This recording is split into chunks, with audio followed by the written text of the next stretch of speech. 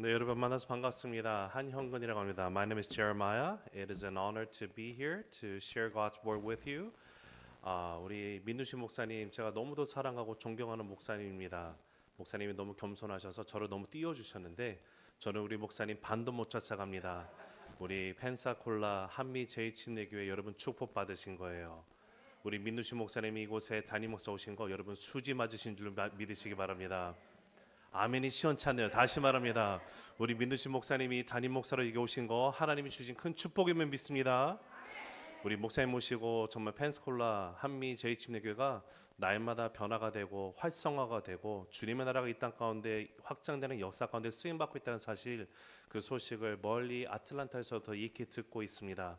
얼마나 목사님이 사역을 잘하시는지 제가 정말로 같은 친구라는 것이 정말 감사해요.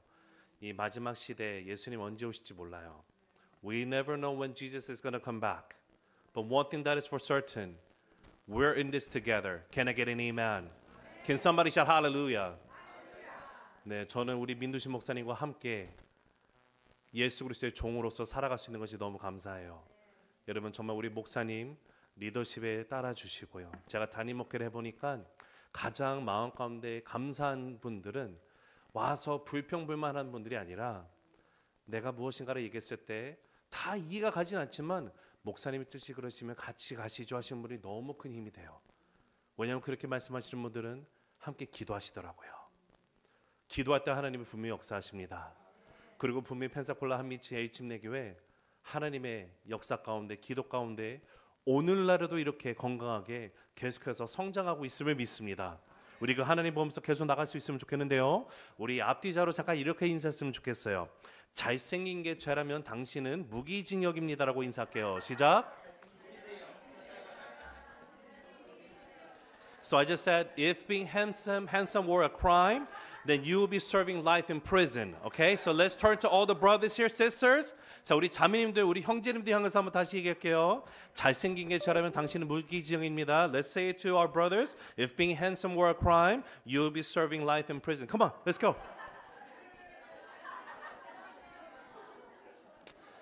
자, 우리 형제님들 참 부끄부끄하고 있어요. 부끄부끄. 자, 우리 이제 형제님들이 자매님들에게 해야겠죠. Now, brothers, now is your turn, okay? We're going to turn to our sisters and say this. 아름다운 게 죄라면 당신은 사형감. Okay? If being beautiful were a crime, you'll be on death row. Okay? Let's say that one to one another. Ready? Go. If being beautiful were a crime, you'll be on a death row. 아름다운 게 죄라면 당신은 사형감입니다. 네, 여러분 그렇습니다. 여러분 정말로 잘생기셨고요. 너무도 아름다우십니다. 아멘이 아무도 없네요. 자, 여러분 제가 말씀을 전하면서 이게 반응이 없으면요 되게 길어질 수 있어요. 오늘 우리 민 목사님께 제가 여쭤봤어요. 목사님 설교는 어느 정도 하면 좋을까요? 목사님 편하대로 하십시오. 근데 제 그 딸이 둘이 왔는데 지금 호텔에 피곤해서 있는데 큰 딸이요. 목사님 큰일 나요. 아빠한테 시간 내면 안 주면 계속 할 수 있어요. 그래서 목사님 딱 1시간 안에 끝내라고 하셔서 제가 1시간 안에 끝내려고 하는데 여러분 반응을 잘해 주셔야 됩니다. 자, 다시 말씀드립니다. 여러분은 정말로 아름다우시고 잘생기셨습니다. 아멘. 자, 왜 그럴까요? 맞습니다. 제가 이렇게 말할 수 있을 것 같아요. 여러분의 얼굴을 배우니 주의 형상을 배운 듯합니다. 왜 이 말을 고백을 할 수 있을까요? 내가 크리스찬이기 때문에 그래요. 예수님은 나의 인생의 주인으로 영접하는 순간 나는 크리스찬입니다. 근데 그 주님이 뭐라고 말씀하시냐면 마태복음 5장 14절에 보면 너희는 세상의 빛이라. 산 위에 도시가 동네가 숨겨지지 못한다라고 말씀하세요. Matthew 5:14 says, You are the light of the world. A city on a hill cannot be hidden. 근데 그 말씀을 보면 예수님께서 한 번도 우리에게 너희가 한번 빛이 되어 봐라고 하지 않으셨어요. It's not a suggestion that for you to become a light. 근데 rather it's a statement. We have this new identity in Christ. That now I am the light. Because the light of Jesus is in me and I can brightly shine his light. 예수님이 나의 인생의 주인으로 오셨기 때문에 나는 이제 빛이 되었어요. 주님이 나를 향해서 빛이라 부르십니다. 빛이라고 명명하셨습니다. 자, 그런데 제가 여러분과 정말로 오늘 이 시간에 진지하게 한번 고민해 봤으면 좋겠어요. 여러분, 제대로 믿고 계십니까? 예수님 제대로 믿으세요? 한번 앞뒤자로 이렇게 인사해 볼게요. 당신은 예수님 제대로 믿으십니까? 시작.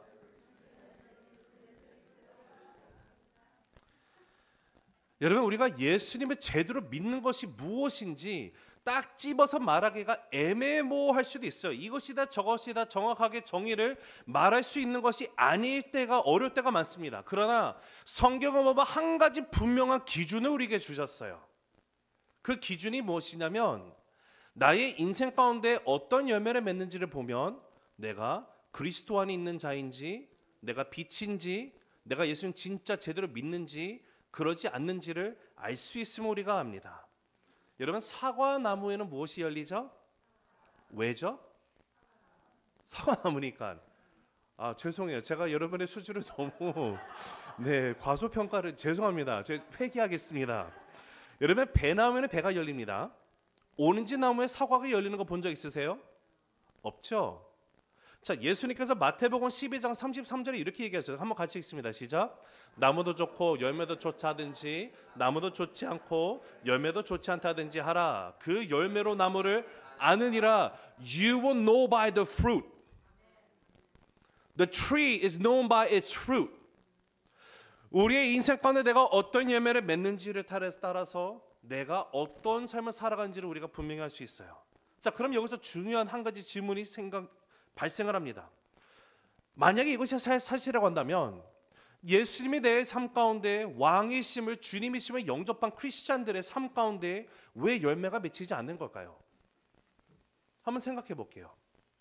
If this statement of Jesus is true and he says that I am the light because Jesus is the light and he has come into my life as my Lord, my King, which means that I ought to be bearing fruits. But when we survey the room and all Christians, do we really see the fruit? 여러분, 우리의 인생 가운데 열매를 여러분 맺고 계십니까? 아멘이 선뜻 안 나오죠. 왜냐하면 이것이 우리의 삶의 현실이기 때문에 그래요. 근데 여러분, 이 질문 앞에서 우리가 반드시 붙들어야 되는 아주 중요한 성경적 진리가 또 있어요. 그것이 제가 서론에 여러분이 말씀드렸던 마태복음 5장 14절이에요. 예수님이 뭐라고 하셨더라고요? 너희는 세상의 빛이 되어라? 아니죠. 너희는 세상의 빛이다. 예수님이 우리의 정체성을 빛으로 명명하셨어요. 이미 예수님이 우리에게 주신 정체성이 빛이기 때문에 우리는 빛으로서 세상에 그 빛을 밝히게 되어 있어요. 다르게 말하면 내가 세상의 빛이라는 사실을 알 수 있는 좋은 그 척도가 되는 것이 무엇이냐, 기준이 무엇이냐, 내가 진짜 빛이라면 나의 인생 가운데는 주님의 말씀하시는 열매가 맺힐 수밖에 없다라는 사실이에요. 여러분, 잘 생각해 보세요. 열매가 무엇이죠? 눈에 보이는 거잖아요. 빛은 어떻습니까? 숨겨질 수 없는 것이 빛이에요. 이 두 가지는요, 다 드러나게 되어 있어요. 보여지게 되어 있어요. 내가 예수님 진짜 영접했는지, 내가 진짜 크리스천이 이 땅에 살아가는지, 그것은 사람들이 봤을 때 그 사람들이 우리를 통해서 알 수 있다라고 해요. 그래서 예수님께 뭐라고 말합니까? 너의 착한 행실로 말미암아 세상 사람들이 하나님의 하나님 되심을 인정하게 하고 너희가 너의 제자임을 알 수 있는 방법, 너희가 서로 한번 사랑해봐. 그러면 이로써 세상이 너희가 내 제자 말게 될 것이야. 보인다라는 거예요. 자, 그러니까 열매가 맺히지 않는다는 말이 어떻게 우리가 또 생각해 볼 수 있냐? 나의 삶 가운데 그리스도의 빛이신 그분이 내 인생에 들어왔는데 이 그리스도의 빛이 비추어지지 않고 있는 상태를 열매가 맺히지 않는 삶이라고 말할 수 있어요. 자, 그러면 예수님의 나의 인생의 주인으로 왕으로 영접했음에도 불구하고 내가 빛을 비추지 않는다라는 것은 무엇을 뜻하냐면, 만약에 여러분이 진실로 예수님이 나의 삶의 왕이심을 주인이심을 하나님의 은혜 가운데 믿음으로 고백하고 영접해서 거듭난 크리스찬이 되었다고 하시면, 갈라디아서 2장 20절에서 말씀하시는 것처럼 그런즉 내가 예수 그리스도께 십자가 못 박혀 죽었으니 이제는 내 안에 내가 살아있는 것이 아니라 누가 살아계신다고요? 그리스도 예수님만이 살아계신다라는 그 고백을 하셨다면, 여러분, 문제는요, 나의 삶의 정체성의 문제가 아니에요. 나의 정체성이 이미 빛인데 빛이 드러나지 않는 문제가 생겼다라는 거예요. 그럼 왜 빛이 드러나지 않게 되었을까요? 중요한 거예요. 우리에게 빛이 없어서가 아닙니다. 예수님께서 그 마태복음 5장 14절, 15절, 16절을 보면 우리는 빛이라고 하면서 산 위에 동네가 숨기지 못한다고 말하며 빛은요 등경 위에 이렇게 덮어놓지 않고 훤히 보이게 한다고 말씀하십니다. 그릇을 빛으로 덮어놓지 않는다라고 말씀하시는 그 뜻이 무엇이냐? 나의 삶 가운데 빛인데 예를 들어서 여러분 제가 여기 핸드폰이 있습니다. I have my cell phone here, and if I were to turn on the flashlight here, can you see the light? 여기 빛이 보이시죠? 만약 이거 제가 이렇게 가렸어요. 자, 그럼 빛이 보입니까? 안 보입니까? 안 보이죠? But does this mean that the light has been gone? 빛이 사라진 겁니까? 빛은 여전히 존재해요. 근데 우리 인생 가운데 우리가 예수 그리스도의 빛을 가리는 인생으로 살아갈 수도 있다 없다? 있다라는 거예요. 그러면 왜 무엇이 나로 하여금 예수 그리스도의 빛을 덮어서 살아가게 되었을까? 예수님이 보면 내 안에 계시면 빛이 환히 밝기 비침으로 어둠이 물러가고 나를 통해서 하나님의 나라가 이 땅에 확장되며 나를 통해서 주라지 못하는 영혼들도 예수님을 알게 되는 것이 그것이 당연한 일 아니에요. 제가 지금 교회에서 사도행전 강의를 하고 있습니다. You know, we're going through the book of series of Book of Acts. We're in chapter 24. 24장에 지금 들어가서 제가 이제 말씀을 전하고 있는데 아틀란타에서 거기에 보면 변호사 더둘러가 바울을 뭐라고 말하면 이 사람은 연병입니다라고 해요. 전염병이라고. You know, he's been accused as he's a contagious disease. 근데 여러분 생각해 보면 바울은요 전염병이 맞았어요. 그게 헬라어로는 in Greek it's called loimos. contagious. 전염성이 강한. 근데 여러분 그거 아세요? 내가 진짜 예수님을 믿은 크리스찬이라면 내가 가는 곳마다 예수님이 전염될 수밖에 없어요. 전염 안 되는 것 자체가 기적임을 믿으시기 바랍니다. 전염되는 것도 당연한 거예요. 그런데 다시 그 질문으로 돌아가요. 왜 나의 삶 가운데 그리스도의 빛이 보이지 않고 있을까? 왜 나는 예수님을 믿은 지 10년, 20년, 30년, 40년이 돼가지만 여전히 열매라는 것은 보이지 않을까? 문제는 예수를 믿는다라고 하지만 너무도 애석하게도 예수님을 제대로 믿고 있지 않기 때문에 그래요. 예수님을 제대로 믿지 못하니까 빛을 못 발합니다. 열매가 안 맺히는 거예요. 많은 사람들이 겉으로는 거룩한 신앙인처럼 보입니다. We can all fake to be a very holy, godly men and women. Sincere, devoted Christians on the outside. 근데 내 삶의 실제 목적을 보면 여러분 가짜는요. 내가 하나님을 위해서 살아가는 것이 아니라 내가 무엇인가를 이루기 위해서 하나님을 갖다 쓰는 사람들이 있어요. 무슨 말이냐면 쉽게 말하면 자기 중심의 신앙이 문제예요. 한국 교회에서 그 전형적인 그 모습이 뭔지 아십니까? 비나이다. 기복 신앙이에요. 여러분 기도를 왜 하는지 아십니까? Why do we pray? Oftentimes people consider prayer as a vending machine. 내가 뭔가 필요한 게 있으니까 하나님 기도하니까 이거 들어주세요. 하나님 내가 아프니까 이거 나를 낫게 해주세요. 내가 무엇인가를 얻고자 하는 방법으로 쓰는 것이 기도라고 생각하는데 제자들이 예수님에게 어떻게 기도해야 됩니까를 물었을 때 예수님이 뭐라고 말씀하셨습니까? 예수님의 기도의 정의를 이렇게 말씀하셨어요. 하늘에 계신 우리 아버지 주님의 높으신 이름만이 거룩히 여김을 받기 원합니다. 주님의 나라가 이 땅 가운데 임하기를 나는 기도합니다. 하나님의 뜻이 하늘에서 이룬 것처럼 이제는 이 땅 가운데 나의 삶 가운데 주의 뜻이 이루어지기를 기도합니다. 나에게 이러한 양식을 허락해 주시옵소서. 그 뜻은 하나님 내가 오늘 주님을 신뢰하고 살아가겠습니다. 세상에 눈을 드는 것이 아니라 주님만을 의지합니다의 고백이에요. 우리가 우리에게 죄진자를 사준 것처럼 우리 죄를 사해 주옵소서. 내가 다른 사람 죄를 용서해 주기 전에 이미 나는 용서를 받았어요. 그렇기 때문에 어떻게 내가 다른 사람을 용서하지 않을 수 있느냐는 말이에요. 하나님이 나의 삶의 주인이 되는 것. 이제는 내가 하나님 나라의 백성으로서 살아가게 된 것. 예수님이 우리에게 가르쳐 주신 기도는 딱 하나예요. 하나님의 뜻이 하늘에 이루어지는 것처럼 나의 인생 가운데 주님의 뜻만 이루어질지어다. 너희는 먼저 그의 나라와 그의 의를 구하라. 그러면 이 모든 것을 너에게 더하시리라. 여러분 예수님이라고 본인의 생각이 없었습니까? 예수님도 생각이 있으셨어요. 겟세마네 동산에서 기도를 보면 예수님께서 십자가를 지기 전에 간절함으로 정말로 얼마나 처절한 기도했는지 땀방울이 핏방울이 되기까지 기도한다고 표현을 하잖아요. 근데 그 예수님 기도가 뭐였습니까? 하나님, 이 잔을 나에게서 제발 Can you remove this cup from me? 3 times. 근데 예수님 뭐라고 합니까? 나의 뜻이 아니라 나의 원이 아니라 주의 뜻대로 하여 주시옵소서. 그러니까 기도라는 것은요, 하나님의 뜻 가운데 설득당하는 시간이 기도예요. 내가 기도하는 이유는 내가 무엇인가 얻기 위해서 기도하는 것이 아니라 내가 무지한 내가 하나님의 뜻 가운데 붙들림 받아 있는 인생이 되는 것이 가장 복된 인생이기 때문에 주여 주의 뜻을 나에게 알게 하여 주시고 내가 생각하는 것 가운데 나의 욕심이 섞여 있는 거 하나님 이거 다 걸러주시고요. 성령 하나님 주님의 뜻이 오늘 나의 인생 가운데 이루어지기를 간구합니다. 이게 기도예요. 우리가 기도하는 이유는 거기 있어요. 예수 믿는 것 중요합니다. 우리 예수 잘 믿어야 돼요. 예수 제대로 믿어야 돼요. 그렇기 때문에 진짜 신앙은 예수 믿고 내가 무엇인가 복을 받는다는 것이 아니라 내 인생의 주인이 나로부터 예수께로 바뀌는 거예요.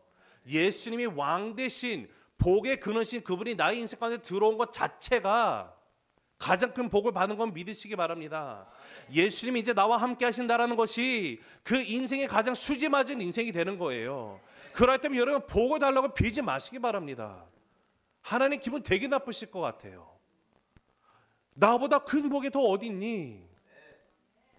여러분 하나님이 얼마나 놀라운 분이십니까? 내가 연약한 가운데 있어요. When I'm sick, when I go through ailment, when I pray that He will heal me, instead of just giving us a bottle of medicine so that I can get well, but instead He says, the Lord the healer is already with me.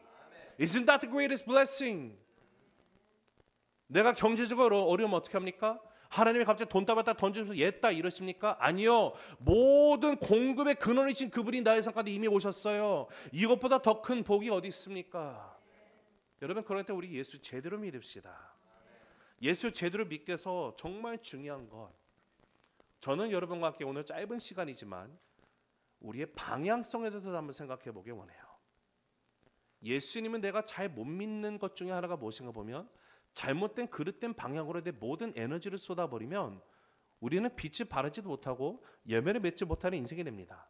방향이 틀리면 열심은 재앙이 될 수 있어요. 방향이 틀리면 열심은 잘못된 확신이 되고요. 방향이 틀리면 빛도 열매도 복음도 나를 통해서 드러나지 않게 됩니다. 1929년도 1월 1일 날 그 Tournament of Roses Parade. If you go to Pasadena, California, New Year's, there's a Tournament of Roses Parade, and also there's an NCAA, Rose Bowl, right? 대학교 축구 그 미식 축구의 결승전이 1929년도 1월 1일 날 열렸었는데 그때 누가 붙었냐면요, UC 버클리와 조지아 텍이 붙었습니다. 그 당시에 UC 버클리와 조지아 텍이 거의 완벽한 그 승률을 이렇게 이루면서 같이 이렇게 결승전을 만나면 야 이게 정말 빅매치가 될 거라고 생각하면서 사람들이 엄청나게 큰 기대감을 가지고 있었는데 정말로 그렇게 두 팀이 학교가 만나게 됐어요. 여러분 그 당시 NFL이 있었습니다. 프로축구단이 있었는데 팀이 10개 정도밖에 되지 않았기 때문에 그때는 NFL은 비인기 종목이었고요. NCAA 결승전이 사람들이 정말 열광하는 미식축구의 오늘날 슈퍼볼과 같은 경기였습니다. 모든 국민의 기대를 받을 만큼 정말로 박빙이었어요. 정말로 이 두 팀이 누가 더 잘한다 이거를 따지기 어려울 정도로 박빙이었습니다. 근데 전반전이 끝나기 몇 분 전에 UC 버클리의 로이 리거스라는 선수가 상대방 조지아 텍이 공을 잡고 러닝백에 이거를 펌블이 됐어요. 공이 떨어진 거를 로이 리거스가 딱 픽업한 다음에 엔드존에 가서 엄청 달려가기 시작합니다. 그랬더니 사람들이 관객들이 열광해서 일어나고 막 환호성을 치기 시작을 했어요. 자, 근데 문제는 이 로이 리거스가 터치다운 엔드존까지 가지 못했는데 자, 어떤 일이 있었는지 우리 한번 화면을 통해서 한번 같이 만나보도록 하겠습니다. For all time. Now about the most famous case of misdirection in the history of football. Wrong way, Roy Riegels retrieves a fumble, then rockets 60 yards to the end zone. Roy, great play, wrong way. 자, 여러분이 아는 것처럼 풋볼이라는 것은 쉽게 말하면 땅 따먹기죠. 내 진행에서 상대방 진행의 엔드존까지 가서 터치다운을 하면 6점을 받습니다. 그런 다음에 킥해서 골을 만들면 어떻게 돼요? 피드골 넣으면 1점을 더해서 7점씩 딸 수가 있어요. 그렇죠? 근데 이날 조지아 텍이 놓친 공을 유시 버클리 로이 리고스가 들고 뛰기 시작을 했는데 로이 리고스의 포지션은 센터였습니다. 여러분 그 당시 오늘도 그렇지만 센터가 공을 들고 터치다운을 할 수 있는 확률이 정말 낮아요. 그러다 보니까 그때 그 기사들을 찾아보면 로이가 이 공을 줍고 뛰면서 동네 선수 친구들 그 선수들 뭐라고 말했냐면 Get away from me. This is my touchdown. 막 뛰었어요. 근데 문제는 상대방 진영이 아니라 내 쪽으로 뛰었다는 게 문제죠. 그래서 화면에 보는 것처럼 동료가 급하게 달려와서 1야드 남겨놓고 얘를 멈춰 세웁니다. 근데 그 실수로 인해서 조지아 텍이 이제 유세발과 공격하는데 조지아 텍이 막았어요. 근데 그러다가 세이프티가 일어나요. 공이 앞으로 전지 못하고 엔드존의 안에서 이게 세게 돼가지고 세이프티가 일어나니까 2점을 뺏기게 됩니다. 그날 경기의 스코어가 조지아 텍이 8대7로 이겼어요. 8대7. 조지아 텍이 터치다운을 했는데 필드골을 놓쳤어요. 그래서 8점이 됐고 나중에 그 유시 버클리가 열심히 해가지고 터치다운하고 필드골 넣어서 7점 얻었습니다. 근데 만약에 그 세이프티가 일어나지 않고 로이 리고스가 잘못된 방향으로 달려가지만 않았더라면 유시 버클리가 이길 수 있는 게임이었어요. 그리고 결국에는 로이 리고스의 이 역주행은 오늘날에도 미시 축구 역사상 정말로 유명한 잘못된 방향으로 뛰어가는 사례로 꼽히는 그런 사건입니다. 자, 그런데 이와 같이 오늘날 저와 여러분도요. 어떤 면에서 여러분 정말 누구보다도 열심히 지금 달려가고 있지 않습니까? 여러분 열심히 사시죠? 미국에 왔단 말이에요. 미국 와서 여러분 열심히 공부하시잖아요. You have your own dreams, your goals. You study, you work. You're working your butt off. 우리가 열심히 일을 하고 열심히 공부하고 바쁘고 분주하게 살아갑니다. 자, 그런데 질문 들어갑니다. 여러분이 지금 어디를 향해서 그렇게 달려가고 계십니까? 맞는 방향으로 뛰고 계세요? 아니면 나도 모르는 사이에 역주행하고 계시지는 않습니까? 비극적인 것은 오늘 우리가 함께 읽은 이 사도행전 9장에도요. 아주 유명한 역주행 사건이 우리에게 소개되어지고 있습니다.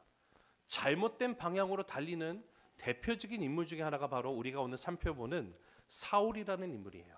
자, 사울은 우리가 아는 것처럼 사도 바울입니다. 그가 정말로 열심히 달렸어요. 그런데 잘못된 방향으로 뛰고 있었던 사울의 모습, 그 모습을 하나님께서 멈춰 세우시고 그 인생 가운데 다시 그 방향을 재조정시키시는 이 사건을 통해서 우리가 자, 여러분과 두 가지를 함께 나누려고 합니다. We're gonna look into two things. 자, 첫 번째 같이 읽습니다. 시작. 잘못된 방향의 열심은 믿음이 아니다. 한 번 더 읽습니다. 시작. 잘못된 방향의 열심은 믿음이 아니다. 자, 우리 1절 2절 읽습니다. 시작. 사울이 주의 제자들에 대하여 여전히 미혹과 살기가 등등하여 대제사장에게 가서 다메섹 여러 회당에 가져갈 공문을 청하니 이는 만일 그 도를 따르는 사람을 만나면 남녀를 막론하고 결박하여 예루살렘으로 잡아오려 함이라. 지금 사울의 모습을 보면 대제사장에게 가서 공문 하나를 뜨고 있어요. 자, 대제사장님 나한테 공문 하나만 주시면 내가 다메섹까지 내가 직접 가가지고 거기 예수 따른 예수쟁이들 내가 다 잡아올게요. 아무도 시키지 않았거든요. 근데 사울이 이 정도로 열심히 내는 사람이었어요. 왜냐? 이것이야말로 자기 성과에 가장 보람되고 의미 있는 일이라고 그는 철떡같이 믿었습니다. 그가 달리고 있는 이 길의 방향이 옳은 길이라고 그는 믿었기 때문에, 확신했기 때문에 이렇게 가는 거예요. 그런데 그렇게 열심히 그가 달려가고 있을 때 만일에 그 업적을 이룰 수만 있다면 정말로 터치다운의 영광의 심체에 있는 바울의 모습을 저는 한번 묵상을 해봅니다. 열심히 갔겠죠. 예루살렘 담에서 가까운 거리가 아니에요. 아무리 빨리 가도 3일 4일 거리예요. 걸어가야 됩니다. 거기까지 가요. 근데 그 가는 도중에 다메섹 도상에서 예수님이 사울을 태클합니다. He got tackled by Jesus on the way to the road to Damascus. 거기서 쓰러져 버렸죠. 자, 그러면서 3절 봅니다. 3절 보면 읽습니다. 시작. 사울이 길을 가다가 다메섹에 가까이 이르러니 호련히 하늘로부터 빛이 그를 둘러 비추는지라. 여러분, 사울이 정말 믿을 수 없는 상황이 지금 여기 인생 가운데 일어난 것이 여기 3절이에요. 왜 나의 삶에 이런 일이 일어나는 걸까? 하나님, 내가 주를 위해서 이렇게 열심히 달려가는데 나한테 이런 왜 그러십니까? 라는 질문이 나오는 그런 상황입니다. 그때 갑자기 음성이 들려오죠. 자, 4절 있습니다. 시작. 땅에 엎드려져 들음에 소리가 있어 이르되 사울아 사울아 내가 어찌하여 나를 박해하느냐 하시거늘. 사울은 직감적으로 이 음성의 주인공이 그가 감히 대적할 수 없는 존재임을 그가 깨닫고 나갑니다. 거부할 수 없는 초월적인 존재라는 것을 알고, 그렇기 때문에 5절에 보면 뭐라고 말하면 주여 누구시니까 라고 말하죠. 같이 읽습니다. 시작. 대답하되 주여 누구시니까 이르시되 나는 내가 박해하는 예수라. 나는 내가 박해하는 예수라. I am Jesus whom you are persecuting. 아마도 사울의 삶 가운데 가장 혼란스러웠던 순간은 여기가 아닐까 생각을 해요. 그가 그동안 굳게 믿어왔던 모든 것이 산산조각 나는 순간입니다.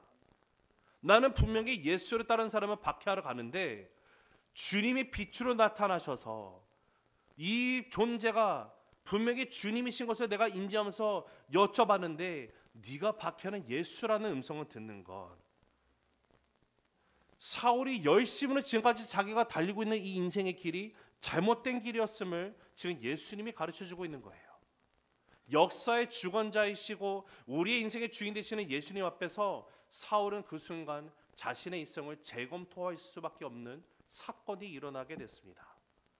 자, 사랑하는 우리 펜사콜라 한미 제1침례교회 우리 청년 여러분, 저는 오늘 이 밤에 여러분의 인생 가운데 다시 여러분의 삶을 재검토할 수 있는 은혜가 임하기를 간절히 기도합니다. 여러분, 다시 말씀드리지만 우리는 어디론가를 향해서 열심히 달려가고 있어요. 여러분, 열심히 나가잖아요. 얼마나 내가 열심히 치열하게 살아가는지 두말하면 잔소리일 것입니다. 나의 열심을 그 누구도 부인하거나 부정할 수 없을 정도로 열심히 살아가지 않습니까? 하루하루 바쁘게 살아가요. 공부하는 것도 힘든데 나가서 일도 해야 돼요. 생계도 유지해야 돼요. 일주일의 시간이 도대체 어디로 갔는지 나도 모르게 후딱 지나가 버리고, 여러분 아마 지치고 힘든 상황 가운데 그래도 이곳에서 있는 이 Thanksgiving 뭐였죠? Revival Night, TRN에 오면 주님께서 은혜를 주시겠지라는 기대감을 가지고 여기 와서 앉아있지 않습니까? 여러분, 우리 정말로 숨가쁘게 살아가잖아요. 세상이 얼마나 억센지, 내가 조금만 방심하면 따라잡힐 수밖에 없는 무한 경쟁의 시대에 여러분 살아가시잖아요. 그런데 문제는 열심을 내는 것을 성경이 부인하지 않아요. 열심히 일을 해야 되는 거 우리 당연한 우리가 해야 되는 일입니다. 그런데 중요한 사실은 도대체 내가 어디를 향해서 달리고 가고 있는가, 이것이 오늘 우리가 생각해 봐야 되는 궁극적인 질문이에요. 여러분의 목적지는 무엇입니까? 여러분이 한 주간 바쁘게 살아가요. 열심히 공부합니다. 숨가쁜 일상에서 잠시 한번 멈춰 쓰셔가지고 나는 과연 무엇을 향해서 이렇게 열심히 내고 있는지를 한번 생각해 볼 수 있으면 좋겠습니다. 좀 더 적나라한 질문 드릴까요? 여러분 왜 사세요? 자, 우리 앞뒤 사람 인사합시다. 당신은 왜 사십니까? 시작.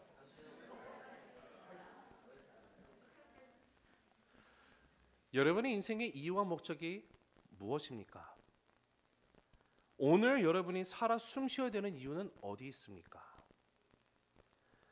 여러분, 우리가 반드시 심각하게 고민해 봐야 되는 인생의 가장 근본적인 질문이에요. 나는 왜 사는가? 혹시 나는 잘못된 방향을 향해서 지금 달려가고 있지는 않는가? 여러분, 한번 우리 잠깐 시간을 되돌려 볼게요. 여러분의 학창 시절로 돌아갈게요. 고등학교로 돌아가 봅시다. 여러분이 대학교를 가기 전에 고등학생 때 엄마 아빠로부터 엄청난 잔소리 들으셨을 거예요. 어떤 잔소리요? 공부해! 공부하라고 해! 좋은 대학교 가야지! 자, 질문. 왜 우리 엄마 아빠는 그렇게 나에게 공부하라고 닥달하셨을까요? 왜 나로 하여금 대학교를 가라고 하시죠? Why do we have to go to college? Because, if not all, most Korean families or parents will always nag to their children that they got to study. You got to go into the top-notch college, universities, Ivy Leagues. 왜 그렇게 하는 것이죠? 그 공부를 그렇게 중요하게 생각하는 이유가 무엇일까요? 여러분은 왜 공부하십니까? 자, 여러분이 열심히 공부해서 지금 대학교에 들어갔습니다. 대학교에서 전공을 정하고 지금 열심히 공부를 하고 있습니다. 자, 다시 질문합니다. 여러분은 왜 그 전공을 공부하고 계십니까?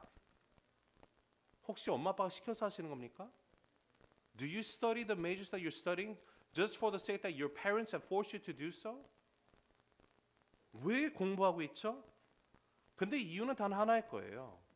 부모님이 나로 하여금 대학교를 그렇게 가기 위해서 공부를 시키신 이유는 좋은 대학교 가서 전공도 잘 하고 좋은 직장을 잡아서 인생 가운데 돈도 좀 잘 벌고 안락한 평안한 삶을 살기를 원하셨던 부모님의 마음이기 때문에 여러분은 오늘 이 자리에서도 대학교에서 열심히 공부하고 계실 것입니다. 자, 그런데 이 모든 것을 생각해 보면 세상에서 말하는 나의 열심이라는 것은 하나의 목적만을 지향하고 있음을 우리가 발견하게 됩니다. 내가 이 땅에서 잘 먹고 잘 사는데 모든 것이 포커스가 돼 있어요. 정말로 마음 아픈 것은 크리스천도 다르지 않아요. Even Christians, the reason why we do the things we do, studies, work, is so that I can make some good money and live a good life on earth. What's the difference between us and the world? 여러분, 세상과 우리와 삶 가운데 다른 점이 무엇입니까? 혹시 여기 목사님, 저는 지금 목사님 말씀하신 질문에 하나도 해당이 안 되거든요. 혹시 자신 있게 말할 수 있는 분 계세요? 여러분, 이것이 우리 모든 솔직한 고백 아닙니까? 여러분이 공부하는 이유, 어떻게 해서든지 돈을 많이 벌기 원하는 것, 이 땅에서 조금이라도 좀 더 편안하게 살기 위해서, 더 좋은 집, 더 나은 차 타고 다니기 위해서 열심히 공부하고 그토록 치열하게 일하고 있는 거 아닙니까?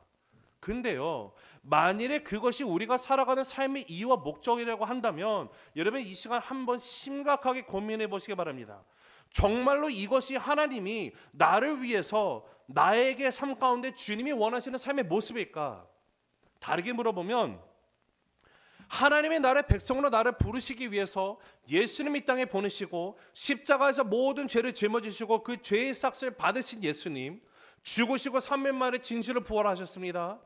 만약에 누구든지 예수를 주로 입으로 시인을 하고 마음껏 하나님이 그를 죽은 자 가운데서 부활하시 다시 살리셨음을 믿는 자들은 구원 얻는다라고 로마서 10장 9절에서 말하잖아요. 하나님께서 예수님을 보내시고 그렇게 죽게 하시고 다시 살아나게 하셨고 예수를 믿은 자들의 삶의 인생의 목적이 단순히 이 땅 가운데 여러분 그냥 잘 먹고 잘 살기 위해서 그렇게 하신 겁니까? 여러분의 고개가 지금 절레절레하고 있어요. 우리 다 알잖아요. 하나님은 단순히 내가 이 땅 가운데 잘 먹고 잘 살기 위해서 나를 구원하신 게 아니에요. 하나님은요, 나를 주의 자녀 삼으셨어요. 하나님의 나라가 이 땅 가운데 임하게 되는 역사 가운데 주의 백성으로 나를 부르셨어요. 예수님의 기도 다시 생각하세요. 주의 나라 임하여 주시옵소서. 여러분, 우리의 인생을 통해서 하나님의 나라가 이 땅 가운데 실현되기를 간절히 기도합니다. 주님의 나라가 우리를 참여 통해서 이 땅 가운데 확장됨을 믿습니다.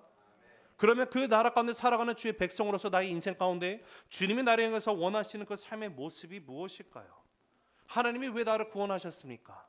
하나님이 나를 살리시고 이제는 옛사람이 죽어버리고 새사람이 된 정말 크리스찬으로서 주를 따르는 사람으로서 내가 어떤 삶을 살기 위해서 주님은 나를 부르셨습니까? 거기는 분명히 우리 삶을 향한 하나님의 놀라운 영광과 계획이 있음을 믿습니다. 하나님의 계획과 비전은요, 이 세상에 그 어떤 것보다도 고귀하고 가치가 있는 것임을 믿으시기 바랍니다. 그리고 하나님이 세우신 계획이라는 것은요, 절대로 실패하는 일이 없어요. 그래서 예레미야서 29장 11절에 뭐라고 말합니까? 너희를 향한 나의 생각을 내가 안다고 말씀하시잖아요. 평안을 주는 것이 재앙이 아니라고 말씀하십니다. 너에게 미래와 희망을 주는 것이라고 말씀하십니다. 근데 여러분, 다시 하나님이 분명히 우리의 삶을 향한 계획, 여러분의 삶을 향한 계획이 있다니까요. 이 계획은 실패할 수 있는 것이 아니에요. 하나님이 세우신 거기 때문에 반드시 이루어질 수밖에 없는 거예요. 믿으시면 아멘. 근데 우리의 문제는 하나님, 오케이, 저한테 좀 설명 좀 해주시고 보여주시겠습니까? 하나님의 나를 향한 미래와 희망을 주신다는 것 뭔지 좀 나한테 알려주시면 내가 주를 따르겠습니다. 혹시 기도해 보신 적 있으신 분? 아, 감사해요. 역시 이렇게 솔직하게 이렇게 자, 사랑해요. 근데 그렇게 기도하면 하나님이 들려주시던가요? 저는 안 들려주시더라고요. 그러면 하나님은 나의 기도 가운데 그냥 무관심하신 겁니까? 그건 아니거든요. 제가 이것 때문에 고민 많이 했어요. 분명히 하나님은 나를 향한 계획이 있다고 하시는데 하나님이 그것을 안 알려주시는 것 같아요.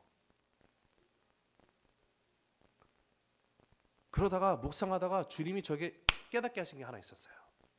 아, 하나님의 나를 향한 계획과 생각 그 뜻 내가 몰라도 되는구나. 근데 하나 확실한 건 분명히 주님께서 이루신다는 사실. 그리고 그 사실이 이루어지는 것을 내가 경험하기 위해서 내가 해야 될 것은 나를 향한 계획을 갖고 계신 하나님 앞에 내가 붙어 있으면 돼요. 그러면 하나님의 때에 나는 그것을 경험하게 되고 주님이 이루시는 뜻 가운데 쓰임하는 도구가 된다는 거예요. 예레미야서 29장 11절 그 말씀이더라고요.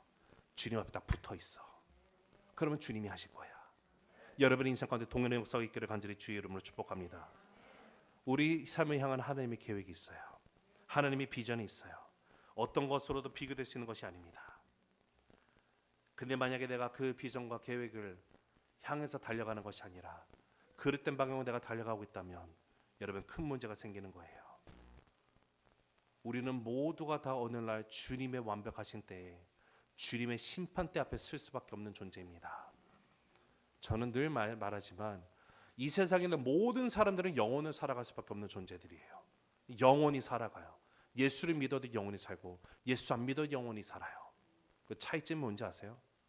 예수를 내가 믿지 않으면, 만나지 않으면 나는 영원한 형벌을 받고 사는 지옥에 떨어지게 돼 있어요. 근데 예수를 만나면 주의 자녀가 되어서 영원토록 주님과 함께 주를 예배하고 살아가는 주의 백성으로 살아갈 수가 있어요. 그런데 문제는 내가 예수님을 영접한 크리스찬도 분명히 마지막 날 심판대에 서게 돼 있어요. 구원 받았냐 안 받았냐 심판이 아니에요.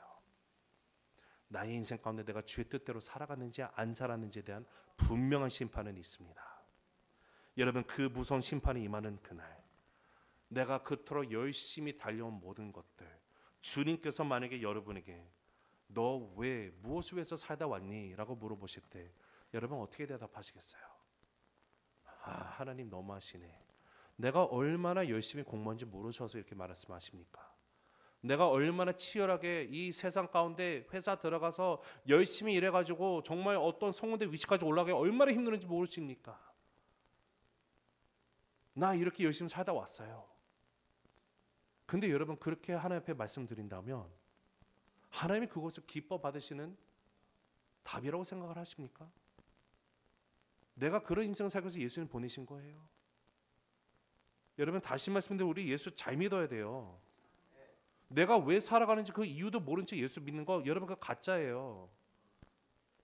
예수님은 분명히 count your cost before you follow me라고 말씀하셨어요. 너의 십자가 짊어지고 나를 따르라고 하셨어요. 예수 믿는 거 쉬운 길 아니에요. 예수 믿으면 복이 와요? 그거 어디 써있어요 성경에? 저한테 와서 보여줘 보세요.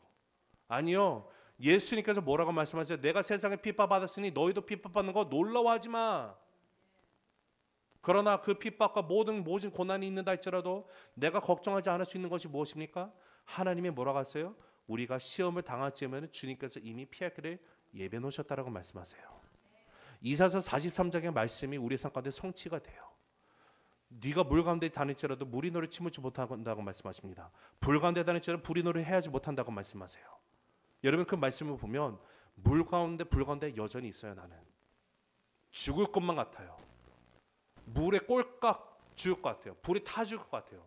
근데 하나님이 나와 함께 하신다는 사실 내가 믿고 신뢰가 되면 더 이상 물이 무섭지 않아요. 불이 무섭지 않아요. 환경은 바뀌지 않았어요. 그런데 이제는 물 안에서도요, 내가 서핑을 할 수 있어요. 불 안에서도요, 다니엘의 세 친구처럼 찬양할 수가 있어요. 내가 죽지 않거든요. 그게 하나님 우리에게 주시는 은혜예요. 은혜. 우리 인생의 이유와 목적이 무엇인지 한번 생각해 봅시다. 자, 다시 본문을 보면 사울이 다메섹 도상 가는 것이 올바른 방향을 확신을 했지만 하나님께서 이 사울을 다메섹 도상에서 태클해서 넘어뜨리지 않으시면 큰일 날 것 같거든요. 분명히 사울은 가서 거기 엄한 사람들 데려다가 예수 믿는 사람들 다 데려가서 막 돌에 쳐 죽이게 할 것이고 엄청난 핍박을 가할 것이거든요. 근데 하나님이 그런 사울을 멈춰 세우신 것이 은혜예요.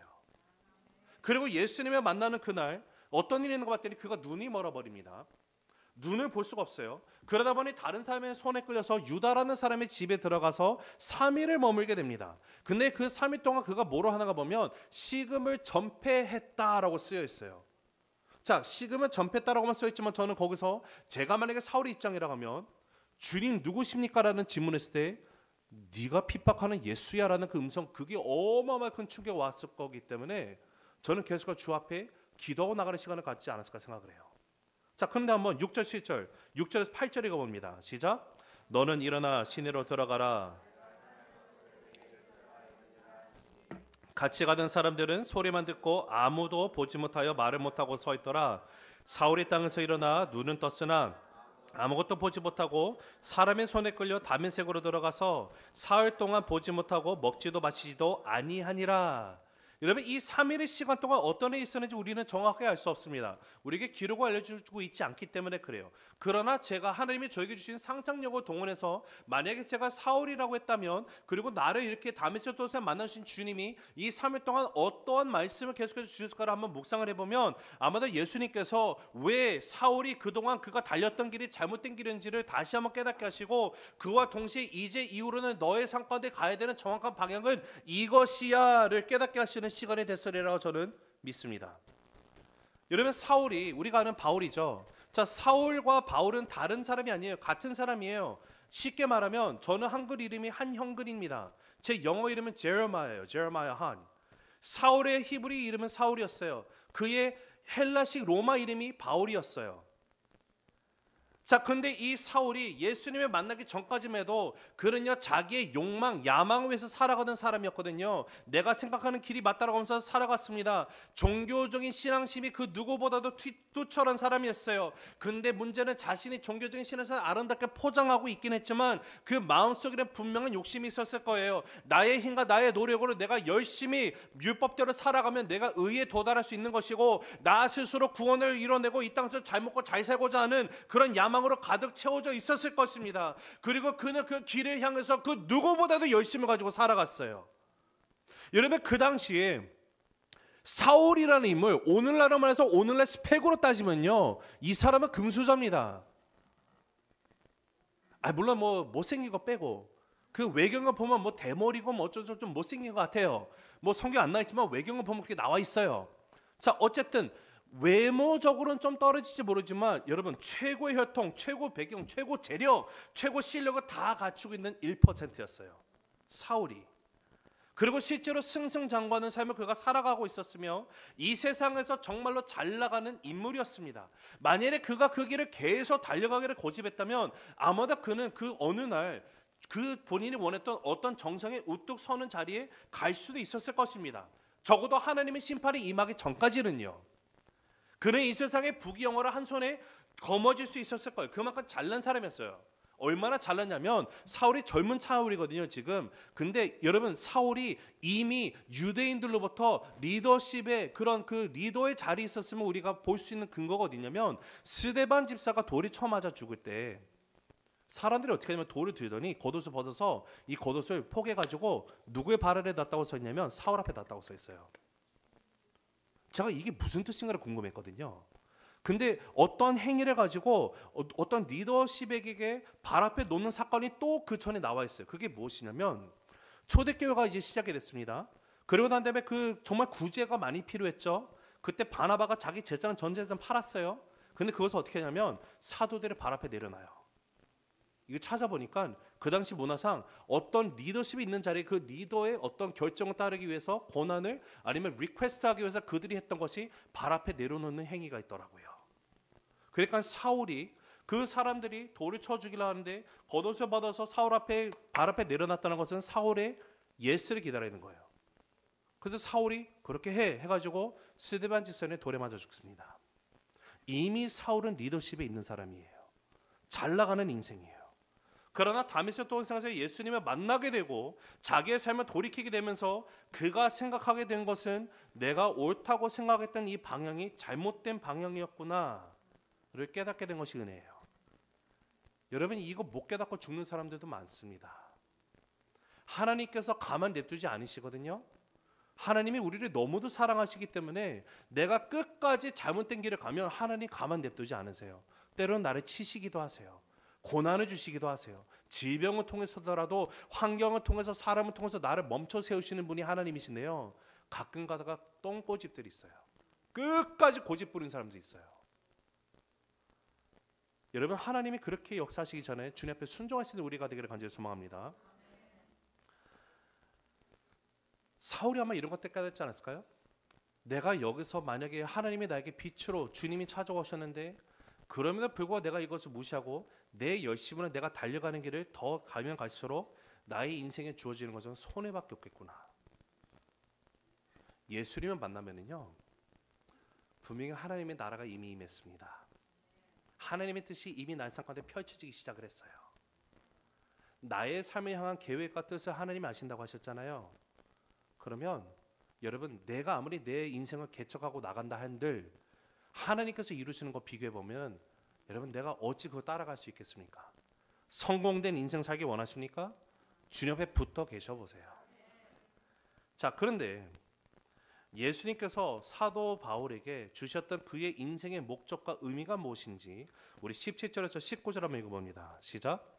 아나니아가 떠나 그 집에 들어가서 그에게 안수하여 이르되 형제 사울아, 주 곧 내가 오는 길에서 나타나셨던 예수께서 나를 보내어 너로 다시 보게 하시고 성령으로 충만하게 하신다 하니 즉시 사울의 눈에서 비늘 같은 것이 벗어져 다시 보게 된지라. 일어나 침례를 받고 음식을 먹음에 강건하여 지니라. 하나님께서 아나니아라는 사람이 이미 준비해 놓으셨더라고요. 여러분, 아나니아라는 사람은요, 사울이 눈멀고 그를 다시 취하고 하나님의 뜻을 전해주기 위해서 하나님이 이미 배치해 놓은 인물이었어요. 아나니아가 가기를 두려워합니다. 왜요? 사울이 어떤 사람인지 알거든요. 다메섹에 오는 이유도 알고 있었거든요. 주님, 사울은 아닌 것 같은데요. 지금 이 사울이 예수님 믿는 우리 잡으러 온 거 몰라서 그러십니까? 아니, 주님, 이거 주님 뜻 아니었어요? 그가 맹인이 돼가지고 더 이상 못 보게 해서 우리에게 이 핍박이 멈추게 하기는 하는 주님의 뜻 아니었습니까? 하나님, 이거 손해예요. 이 사람 다시 보면 큰일 나요. 만약 뻥치고 있는 건 어떡합니까? 이러면 온갖 수많은 질문을 아나니아도 할 수 있지 않겠습니까? 근데 감사한 것은요, 아나니아는 주의 음성 가운데 순종할 수 있는 믿음의 사람이었어요. 그 아나니아가 가서 그에게 안수라고 눈이 낮게 되고 또 하나님의 뜻을 전하게 됩니다. 근데 이 장면은 우리가 단순히 사울이 어떤 육신의 시력만을 이게 회복됐다고 생각하면 안 되고요. 이 순간은요, 사울에게 있어서 내가 옳다고 믿고 달렸던 모든 방향을 다시 보게 되는 영적 시야의 회복의 순간이 바로 이 사건인 거예요. 주님이 다시 보게 하는 거예요. 다르게 말하면 하나님의 은혜가 온전히 임하게 된 거예요. 하나님은 사울을 멈춰 세우신 후에 그냥 거기서 끝난 것이 아니라 이제 앞으로 너의 삶 가운데 네가 가야 되는 길은 이거야. 어떤 방향으로 달려가야 되는지를 보여주기 시작을 하십니다. 여러분, 그 동일한 은혜가 우리 삶 가운데 있어요. 저는 예수님을 중학교 2학년 때 만났어요. 중학교 2학년 때 예수님 영접했는데 제가 우리 민 목사님 만나서 오늘도 교제하면서 참 놀라운 사실은요, 목사님 이런 얘기도 되는지 모르겠어요. 목사님의 과거와 저의 과거가 되게 비슷하더라고요. 참 이게 도플갱어도 아니고 참 비슷한 그런 좀 아주 제 딸들도 다 알거든요. 제가 어떤 삶을 살았는지. 정말로 못된 짓 다 하고요. 죄송해요, 목사님. 목사님 좀 덜했어요. 제가 좀 더 저는 worst. Okay? He's bad. I'm worse. No, that's bad. 아무튼 자 개떡같이 해도 찰떡까지 하나 들어주시고요. 제가 중학교 2학년 때 예수님 만났거든요. 가기 싫은 수련회 끌려갔어요. 저는 제가 그 수련회 가지 말았어야 됐어요. 그런데 그 수련회 가가지고 예수님 만났어요. 아, 감사합니다. 그 제 인생이 바뀌어버렸어요. 제가 예수님 만나니까요, 아무도 저한테 시키지 않는데 제 마음가운데 들었던 생각이 있었어요. 내가 주를 위해서 뭘 하고 싶어요. 제가 그 전에 중학교 2학년 때 영접했댔죠. 제가 술, 담배 이미 하고 있었고요. 백화점 가서 도둑질하다가 친구들이 걸려갖고 저를 불어가지고 경찰이 우리 집 찾아오게 됐었습니다. 근데 그 모든 것이 죄라는 것이 알게 돼요. 내가 예수님 진짜 만나니까 그 죄를 고백하고 더 이상 그거를 못 하겠는 거예요. 은혜가 임하니까. 근데 내 마음 가운데 내가 주를 위해서 뭘 하고 싶어요. 근데 저에게는 꿈이 없었어요. 있었는데 그 꿈을 사단이 뺏어갔어요. 저는 어렸을 때 저희 아버지와 어머니가 예수를 믿지 않는 분들이었어요. 불신자 가정에 태어나고 저희 부모님이 아버지가 미국에 공부하러 오셨었습니다. 감사원서는 이제 공부를 다 마치시고 한국에 귀국하기 7개월 전에 예수님을 영접하게 돼요. 두 분이. 그리고 난 다음에 한국에 가서 이제 말죽거리 양재동에 살았었는데 거기 앞에 강남중앙 장로교회라는 교회에 이제 저희 부모님과 우리 가족이 가서 예배드렸습니다. 저는요 항상 목사님이 지금은 축도하는 게 너무 멋있어 보여가지고 엄마 난 목사님 될래 이러고 다녔어요. 근데 저희 아버지가 절대 목사 안 시키놨어요. 뭐냐? 목사는 배고프니까. 저희 아버지가 과학자시거든요. 저도 과학자 되기 원하셨던 아버지셨어요. 근데 어쨌든 저는 어려서부터 목사가 되고 싶은 꿈이 있던 사람이었어요. 그리고 교회 가는 것이 너무 좋았는데 6학년 때 졸업을 할 때 저희 졸업장 이게 아직도 집에 있어요. 제가 이거를 매일 간증하면서 집에 가면 있거든요. 그 졸업장에 옛날에 저희가 장래 희망 쓰고 이유 쓰는 게 있었어요. 그래서 제가 원래는 목사님 예수님을 전해서 모두가 다 천국 갈래요 썼거든요. 여러분 좀 기특하지 않습니까? 근데 저희 6학년 담임 선생님이 백귀득 선생님이었어요. 이름도 약간 좀 귀신 같죠? 근데 이 백귀득 선생님이 제 이 꿈을 보시더니 갑자기 저를 부르 형근아 해갖고 저는 그때도 키가 큰 편이어서 뒤에서 이렇게 걸어갔습니다. 아무 용문도 모르고 갔어요. 이제 졸업식이 한 달 남았는데 갔는데 제 뺨을 사정없이 때리셨어요. 그러면서 저한테 쌍욕을 퍼부으셨어요. 목사가 된다고? 야 이 정신 나간 놈아 가서 다시 써와! 제가요 너무 충격에 빠졌는데 더 큰 문제는 막 6학년 막 시끄럽잖아요. 졸업이 이제 앞뒀으니까. 근데 완전히 정막이 흘렀어요. 다 저를 바라보는 거예요. 제가 제 친구들 눈을 못 봤어요. 보는 순간 울 것 같아가지고 그냥 제 발을 보고 터벅터벅 끝까지 뒤에 걸어갔어요. 제 자리에 앉아가지고 뭘 써야 되는데 쓸 게 없는 거예요. 저는 목사가 되고 싶은 게 유일한 꿈이었어요. 아니 뭐 슈퍼맨 되고 싶은 이런 거 빼고. 근데 옆에 친구가 운동선수 최고의 운동선수가 될래요. 제가 그 친구 거 베꼈었어요. 그걸 선생님한테 줬더니 선생님이 잘했어. 다시는 목사 같은 소리 하지 마. 이분이 철저한 불교 신자셨거든요. 그 사건이 있으면서 저는 제가 갖고 있던 꿈이 빼앗겨 버렸어요. 중학교 올라가면서 완전히 탈선해 버렸어요. 교회 싫어요. 근데요, 제가 2학년 때 예수님 만났거든요. 그러면 내가 목사가 되지라는 꿈을 꿀 수 있을 거 아니에요. 근데 사단이요 끝까지 저한테 하는 소리가 야 너는 목사 못 되는 거 알지? 그게요 수년을 가요. 여러분 사단은 거짓의 아비입니다. 근데 제 마음 가운데 예수님이 진짜 오시니까 예수님을 내가 영접하고 알게 되니까 아무도 저한테 시키지 않은데 제 마음 가운데 내가 주를 위해서 뭐로 해야지 질문이 들기 시작했어요. 시간이 많지 않기 때문에 다 나누지 못하지만 저의 학창 시절 가운데 어떠한 꿈을 갖기 위해서 아버지와 함께 미국에 다시 오게 됐습니다. 와서 저는 과학자가 되려고 공부를 하러 왔어요. 제가 이런 생각을 했거든요. 아버지가 이제 노벨상이라는 책을 주셔가지고 읽어본 다음에 내가 목사가 못 되니까 나는 과학자가 돼야지. 노벨상을 타야겠다. 노벨상을 타는데 하나님이 창조하셨다는 사실을 통해서 노벨상 타야지. 그러면 생물학책의 진화론을 빼버리고 창조하신 하나님을 놓으면 이루면서 모든 사람이 예수님을 알게 되겠구나. 그 생각 가지고 미국 왔어요. 기특하지 않습니까? 자, 이럴 때 한번 박수 한번 주시면 네. 그것은 제 인생의 목표였어요. 저는 이 길을 향해서 엄청 열심히 달렸습니다. 근데 하나님이 저를 태클하시더라고요. 제가 고등학교 때 I was a linebacker, offensive running back도 했고요. 그러다가 어깨 빠졌어요. 어깨 2번 수술했습니다. I had a total replacement. 근데 유학생이다 보니까 보험이 없어요. 그래서 어떻게 껴 맞춰 넣었는데 이게 잘못 들어가서 계속 아픈 거야. 근데 제가 그때 이제 홈스테이를 했던 곳이 이제 아는 목사님 댁에 있었는데 그 목사님이 아시는 어느 권사님이 한국에서 오셨는데 신유 연세가 있으시대요. 그래서 저를 위해서 기도해 주셨어요. 근데 제가 솔직히 그 기도 믿지 않았어요.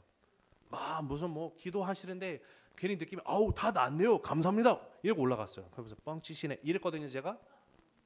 근데 그 권사님이 기도하시는데 제 등에 하나님이 금실로 목사라고 새겨놓은 걸 보신 거예요. 그러면서 제가 홈스테이도 목사님께 말씀하셨고 그 목사님 너무 기뻐하고 그 다음에 형근아 너 목사가 돼야 된대. 아니요, 무슨 소리 하세요? 저는 과학자가 돼야 돼요. 아니야, 하나님께서 이렇게 해서 네 등에 목사라고 금실로 새겨놓으셨대. 저는 안 믿었어요. 그래서 아니요, 하나님이 잘못 생각하시는 겁니다. 그러면서 저는 제 길로 가려고 엄청 노력을 했거든요. 근데 긴 얘기 짧게 하면 제 마음 가운데 사로잡고 있었던 그 사단의 그 속삭임, 거짓, 너는 목사가 될 수 없어. 이 두려움 때문에 이것을 부인하고 싶었던 제 자신이었어요. 근데 기도하고 나갔더니 하나님께서 저에게 그 두려움을 솔직하게 고백하게 하시더라고요. 제가 잠을 못 잤었거든요. 마음이 너무 무거워가지고.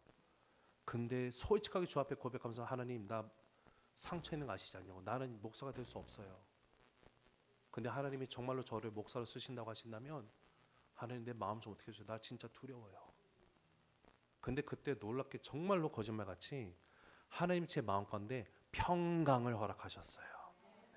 제가 예수님의 중학교 2학년 때 진짜 개인적으로 인격적으로 만나서 영접했을 때 마음 가운데 평강이 이미 있었거든요. 말로 설명할 수 없는 평강이 있었어요. 근데 고등학교 2학년 때 그 사건을 통해서 하나님이 다시 저에게 동일한 평강을 주시면서 제가 이게 맞구나를 알게 됐어요. 잘못된 길을 가다가도 하나님께서 그렇게 나를 멈춰 세우시고 그 길을 수정해 주시는 거 여러분 은혜입니다.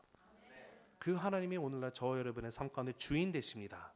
자, 두 번째. 자, 읽습니다. 시작. 은혜가 임하면 방향이 바뀐다. 한 번 더 읽습니다. 시작. 은혜가 임하면 방향이 바뀐다. 자, 19절 하반절과 20절 있습니다. 시작. 사울이 다메섹에 있는 제자들과 함께 며칠 있을세. 자, 사울이 눈을 뜨자마자 그는 다시 옛 삶으로 돌아가지 않았습니다. 그가 무엇을 하는가 보니까 은혜가 임하니까요. 그가 삶 가운데 남은 인생은 완전히 정반대 방향으로 그가 달려가기 시작하는 것을 우리가 보게 됩니다. 음식을 먹고 난 다음에 원기를 회복했다고 본문에 쓰여 있어요. 그 원기를 회복한 다음에 그가 제일 먼저 한 것이 무엇인가 봤더니 예루살렘 성 각 회당에 들어가서 즉시로 회당에 들어가서 예수님이 하나님의 아들이시란 사실을 그가 선포하기 시작을 합니다. 그는 이제 복음을 전하는 삶으로 살아가기 시작을 한 것이에요. 그의 열심은 이제 자신을 위한 열심이 아니라 오직 하나님의 나라를 위한 열심으로 바뀐 인생이 되었습니다. 그 사도 바울의 평생에 여러분 우리가 아는 것처럼 정말로 오직 하나님의 나라만을 끝까지 추구하며 나의 달려갈 게 모든 것을 마무리하고 나아가는 그 사도 바울의 인생이 되었었던 것을 우리가 보게 되죠. 근데 15절 16절에 보니까 아나니아가 사울에게 가는 것을 꺼려할 때 하나님께서 하셨던 음성 읽습니다. 시작. 주께서 이르시되 가라, 이 사람은 내 이름을 이방인과 임금들과 이스라엘 자손들에게 전하기 위하여 택한 나의 그릇이라. 그가 내 이름을 위하여 얼마나 고난을 받아야 할 것을 내가 그에게 보이리라 하시니. 하나님이 사울을 향해서 주셨던 계획이 무엇인가 봤더니 너는 나를 위해서 이방인들에게 가야 돼. 내가 택한 그릇이야. 이방인의 그릇이야. 근데 거기까지는 좋은데요. 그 뒤에 뭐라고 써 있냐면 바울아, 너는 내 이름에서 얼마나 많은 고난을 받게 될 건지 너 지금부터 잘 들어. 고난의 인생을 가야 된다는 거예요. 바울이 3차 전도여행을 끝내고 예루살렘에 들어갑니다. 근데 예루살렘 가기 전에 성경 말씀 보면 각 성을 다닐 때마다 성령 하나님께서 바울에게 이미 너는 예루살렘 들어가면 결박당하고 분명히 너는 고통, 고난이 있을 거라고, 핍박이 있을 거라고 이미 예고를 하셨어요. 여러분, 우리가 드는 잘못된 착각이 무엇이냐면요, 하나님은요 우리에게 그런 고난과 핍박이 있는 것을 알려주시는 것은 피하라는 의미가 아니라 준비하라는 거예요. 만약에 바울도요, 맞다, 주님께서 여기 가지 말라는 이유는 내가 여기 가면 잡히고 엄청난 고난이 있으니까 피해라는 거구나 라고 생각했으면요, 복음은요 로마로 가지 못합니다. 심지어는요, 바울이 그렇게 확신을 가지고 간다고 하니까 주변에 있는 마지막 가기 전에 에베소에 있는 장로들을 부르거든요. 같이 만나가지고 있을 때도 그 얘기하니까 믿는 형제들이 뭐라 하면 바울이시여, 하나님께서 말씀해 주신 거 가지 말라는 뜻입니다. 그들이 그렇게 말하고 나가요. 근데 바울은 그게 아니라는 거예요. 왜요? 하나님께서 이미 알려주신 것 준비하라는 뜻으로 그가 오르게 해석을 했어요.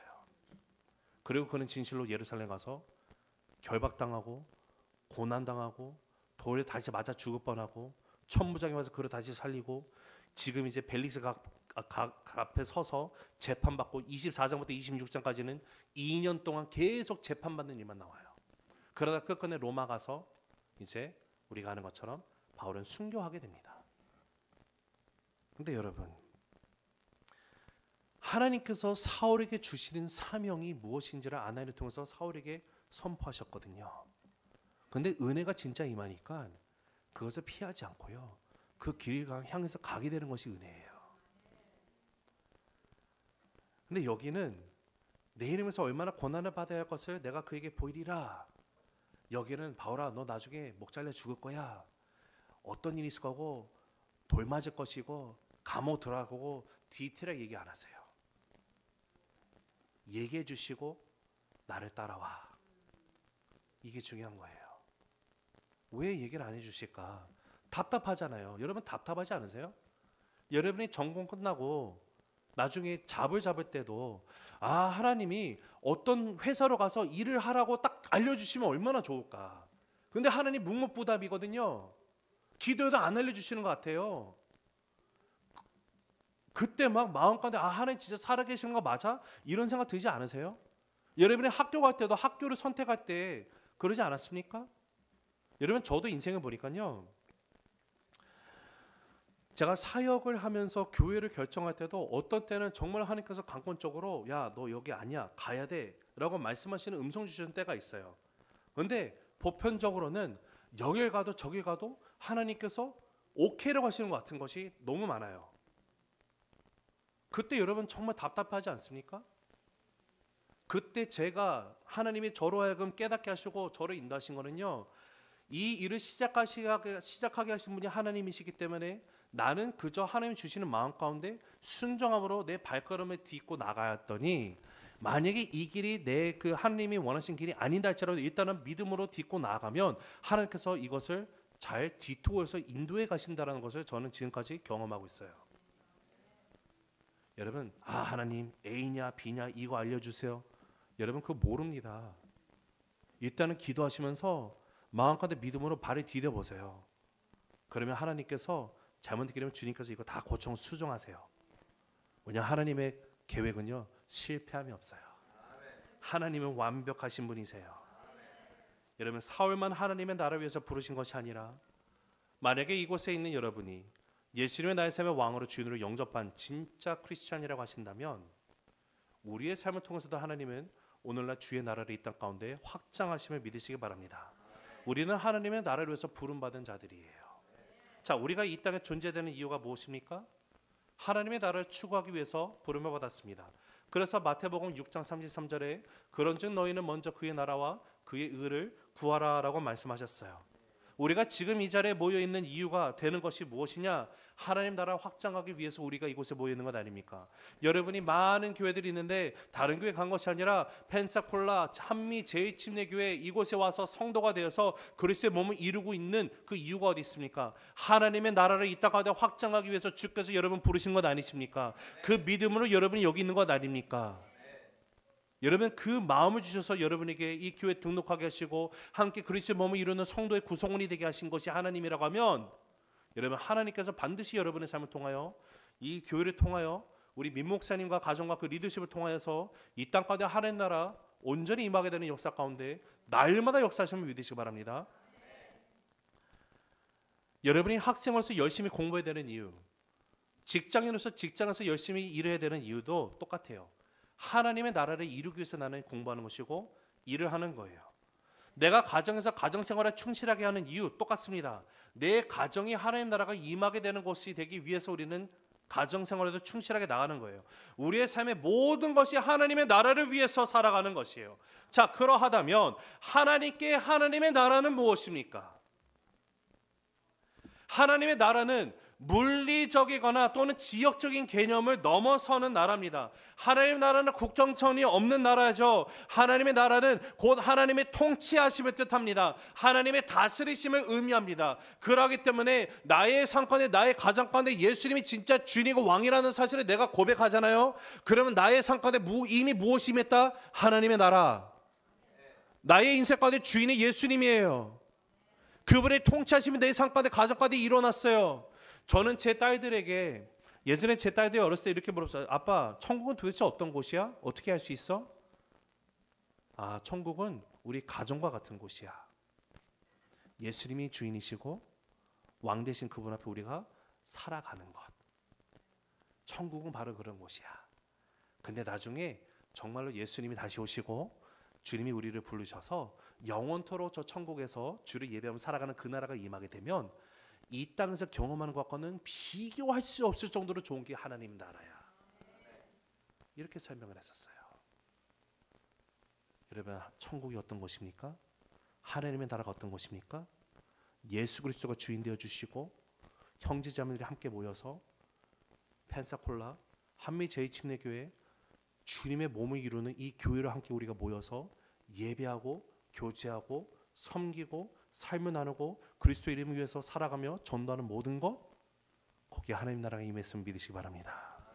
우리는 하나님의 나라를 살아가요. 그렇기 때문에 우리가 추구해야 되는 것은 하나님의 나라예요. 하나님의 나라를 추구한다는 것은 예수님을 나의 삶으로 주인을 모셔드린다는 것을 뜻합니다. 그리고 둘째로 그분의 주권에 순종하는 삶을 살아가는 것을 의미합니다.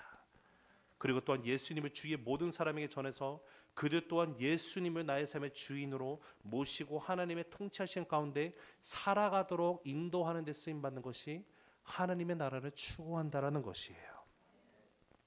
우리가 예수님을 주인으로 모시고 하나님의 통치하신 가운데 살아갈 때 여러분 복음은 진실로 주님이 말씀하신 것처럼 땅끝까지 증거되게 되어 있습니다. 하나님의 통치하신 가운데 거함으로써 함께 하나님을 예배하게 되는 역사가 여러분의 인생 가운데 충만하게 되기를 간절히 소망합니다. 왜냐하면 하나님의 꿈은요, 하나님이 갖고 계시는 비전과 꿈, 뜻은요, 모든 나라, 모든 족속, 모든 민족이 하나님을 예배하는 세상이기 때문에 그래요. 그래서 사도행전 1장 8절에서도 오직 성령이 너에게 임하시면 너희가 권능을 받아 예루살렘과 온 유대와 사마리아 땅끝까지 이르러 내 증인이 되리라 말씀하셨잖아요. 사도행전 1장 8장의 목적어는요, 증인에 있어요. 성령이 임하시는 이유는 내가 증인되기 위함이에요. 권능 받기 위함이 아니라 내가 땅끝까지 증인이 되는 데 있어서 성령님이 나에게 더해주는 것이 권능이라는 거예요.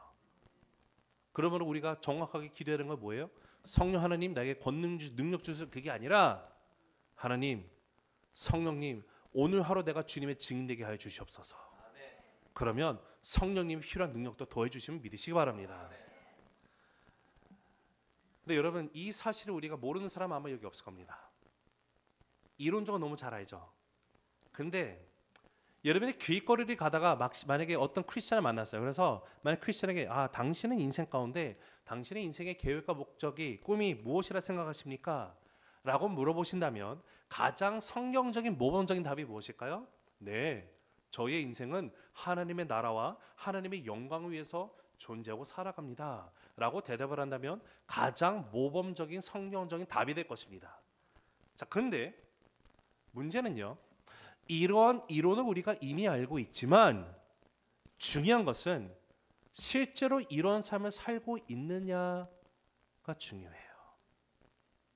정말로 나의 가정생활에 내가 어떻게 하면 예수님이 왕되심을 인정하는 그런 가정이 될 수 있을까?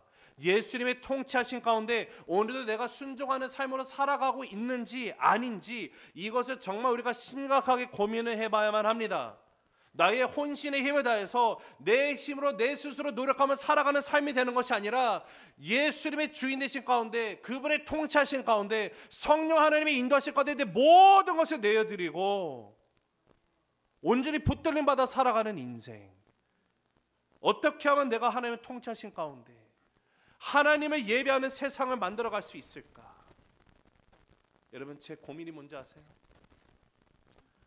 어떻게 하면 진짜 하나님의 나라가 나의 가정 가운데 다스림 받는 그런 가정으로 내가 나가게 될까? 여러분, 제가 목사지만요, 솔직히 실패할 때가 많아요. 저는 여전히요, 제 연약한 육신 가운데 살아가는 그런 모습 가운데 몸부림쳐서 괴로운 때가 많아요. 분명히 나의 가정 가운데 주인이 예수님인데 여전히 내가 주인 되려고 하는 경우가 얼마나 많은지 모르겠어요. 하루하루 살아가면서 주님을 찾고자 우리 성도님들에게 수없이 함께 외치고 기도하며 나가는데 하루의 일상을 돌아봤더니 예수님 생각하지 못하고 결정한 것도 얼마나 많은지 모르겠어요. 그래서 저의 끊임없는 고민이에요. 제 아내가 여기 있어서 말하는 건 아니지만 진짜 어떻게 하면 내가 내 아내를 예수님이 그리스도의 몸을 사랑한 것처럼 사랑할 수 있을까? 말로만 사랑한다는 것이 아니라 끊임없는 고민이에요. 제가 이렇게 못 살아가고 있는 것을 보니까 어떻게 하면 내 자녀들이 예수님의 제자로서 성장할 수 있도록 내가 그들을 양육할 수 있을까? 끊임없는 고민이에요. 끊임없는 고민. 여러분, 우리의 삶 속에 심각한 고민은요, 간절한 기도이고 혼신의 힘을 다해서 애쓰는 노력하는 바가 되어야 되는 것은요, 나의 일터가, 나의 직장이, 사업터가, 내 학교가, 나의 가정이 어떻게 하면 내가 복음에 합당한 삶을 살 수 있는 곳이 될까? 여러분, 이거 씨름해야 돼요. 이거 씨름해야 돼요. 아니면 하나님의 나라를 추구하기는커녕 하나님의 나라를 한 번도 생각해 보지도 않고 기도해 보지도 않고 그냥 마감하는 인생이 될 수도 있어요. 여러분, 이 세상에서 너무나 숨가쁘게 이리 뛰고 저리 뛰면서 생계 문제 때문에 헐떡거리시고 공부하면서 어떻게 하면 어떤 분들은 만약에 학비 또 이거 하기 위해서 아니면 하루 뭐 한 달 가운데 생활비, 여러분 힘들 수도 있어요. 근데 여러분, 그 모든 것 가운데 여러분이 치열하게 열심으로 하는 것 다 중요하지만, 그러나 다시 말씀드려요, 나의 본연의 목적을 상실한 채 드리는 모든 열심은요, 주객이 전도된 삶을 사는 것밖에 되지 않아요. 하나님은요, 내가 그런 삶 살다가 주를 만나기 위해서 예수님 보내신 거 아니에요. 하나님은요, 저와 여러분 통해서 진짜 이 땅 가운데 하나님 나라가 확장되고 주님의 나라가 나를 통해서 실현되는 역사 가운데 쓰임받기 위해서 우리를 분명히 살리셨어요. 다른 사람 살릴 수도 있었는데 물론 하나님의 분명한 뜻 가운데 택함 받는 백성들 다 주 앞에 오게 될 것입니다. 그런데 그들이 오기 전에 나를 먼저 택하신 것, 여러분 그냥 나 혼자 잘 먹고 잘 살기 위해서 부르신 거 아니에요. 근데 오늘날 수많은 크리스찬들이 그 사실을 망각한 채 여전히 세상의 것을 쫓고 살아가요. 이런 크리스찬의 모습을 잘 묘사해주는 영화 한 편이 있습니다. 제가 이 영화만 하고 제 마무리할 건데요. 여러분 혹시 극한 직업이라는 영화 아세요? 혹시 보신 분? 아, 네. 손이 많이 올라가네요. 자, 극한 직업을 보면 5명의 강력계 형사들이 있죠. 그 형사들이 이제 그 마약 조직범인데 마약상 이무배를 검거하기 위해서 그들이 이제 소탕 작전을 펴니다. 이무배가 이제 출소를 했어요. 근데 나오자마자 그가 다시 이제 마약 거래를 한다는 정보를 입수하게 되니까 그 부하들이 있는 곳을 이 5명의 강력계 형사들이 잠복 근무를 하면서 잡으려고 노립니다. 근데 이게 계속 기다려도 나오지가 않죠. 그러다가 이 부하들이 있는 건물의 반대편에 보니까 치킨집이 있는데 장사가 지지리도 안 돼요. 그래서 그들이 잠복을 하기 위해서 그 치킨집을 싸게 인수를 했습니다. 그래서 인수하면서 거기서 이제 그 일거수일투족을 지켜보는데 문제는 거기서 그 형사 중에 하나가 요리를 엄청 잘해요. 그렇죠? 수원 닭갈비 치킨 들어보셨습니까? 그러면서 거기서 장사를 하기 시작하는데 와, 이게 난리가 났어요. 대박이 나가지고 엄청 바쁩니다. 그러다가 한 형사만 나가서 잠복 근무를 하는데 드디어 이무배가 나왔죠. 그래가지고 급하게 전화를 하는데 아무도 전화를 안 받아요. 그래서 고민에 빠져요. 아, 이거 어떡하지? 그러다가 혼자서 이무배를 쫓아가기 위해서 차 시동을 걸고 따라갑니다. 근데 이무배가 보통이 아니죠. 차 여러 대가 하나는 오른쪽으로 하나는 왼쪽으로 이 형사 혼자서 가다가 어디로 가야 되는지 모르고 딱 쓴 다음에 열이 뻗쳐가지고 돌아와서 뭐라 그러죠. 왜 전화 안 받냐고. 자, 어떤 일이 있었는지 한번 화면을 통해서 보겠습니다. 집을 30년을 했어도 텔레비에 한 번도 못 나와봤는데. 야, 잠복하는 형사 얼굴이 전국으로 나가면 돼, 안 돼? 멍청아, 얼굴은 모자이크 처리해달라고 그러면 되지. 뭐야? 그건 좀 괜찮을 것 같은데? 이것들이 진짜. 야, 정신 안 차릴래? 우리가 지금 닭 장사하는 거야? 야, 맨날 닭 튀기고 테이블 닦다 보니까 니들이 뭔지 잊어버렸어? 야, 그럼 아예 이참에 사표 쓰고 본격적으로 닭집을 차리던가 이 새끼들아. 지금까지 이런 맛은 없었다. 이것은 갈비인가 통닭인가? 예, 수원 왕갈비 통닭입니다. 아, 단체요? 30... 아, 예, 가능합니다. 예. 아, 예.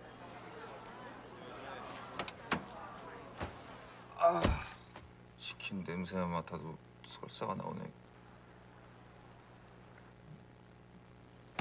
뭐야?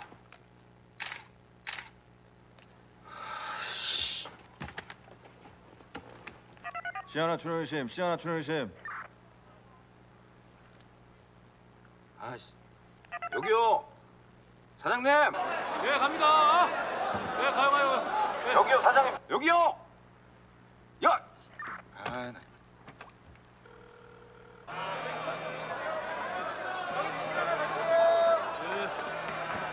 이렇게 전화를 안 받아. 아씨. 이부.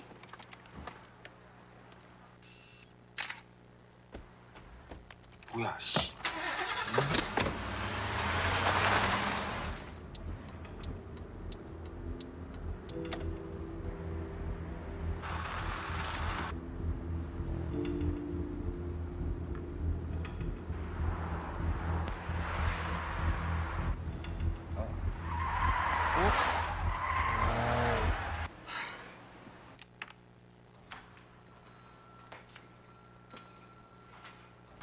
너 어디 떠 저기 오더라? 야, 오늘 맥주 딸 사람 없어서 얼마나 힘들었는지 알아? 하여간 일하는 사람 따로 있고 노는 놈 따로 있다니까. 아니 누가 일하고 누가 놀았는데? 왜 무전 안 받아요? 왜 전화 안 받냐고? 바쁘니까. 우리도 지금 처음 앉았어. 아니 범인 잡으려고 치킨집 하는 겁니까? 아니면 치킨집 하려고 범인을 잡는 겁니까? 너 화를 내고 그러냐? 너 술 마셨냐? 이무배 떴습니다. 뭐? 이모배? 그래서? 쫓아갔죠, 혼자서. 언제 퍼져도 이상하지 않을 똥차를 죽어라 밟고. 근데요, 양갈래 길이 나옵니다. 어느 쪽이 이무배인지, 우회전인지 좌회전인지, 시청 방면인지 분당 방면인지 그 참담하고 막막했던 그 심정을 아세요? 아시냐고요? 양념이냐 후라이드냐네. 야, 그래서 뭘 그래서요? 둘 다 놓쳤지? 야, 180도 기름에 데이고 카레에 베이고 얼마나 쓰라린 줄 알아? 아빠, 지금 현재도 굉장히 쓰라린 상태야. 더 토막 살인범을 잡아도 모자랄 판에 매일 닭이나 토막 내고 있는 이 참담하고 막막한 심정을 너는 아시냐고요? 하루에 양파 4자루 마늘 5자 파 33단씩 까부셨습니까? 매일이 화생방입니다. 예스! 234만 원. 오늘 하루 매출액이야. 한 테이블당 3만 원이라고 진짜. 과연 내가 오늘 몇 개의 테이블 세팅하고 치웠을 것 같니?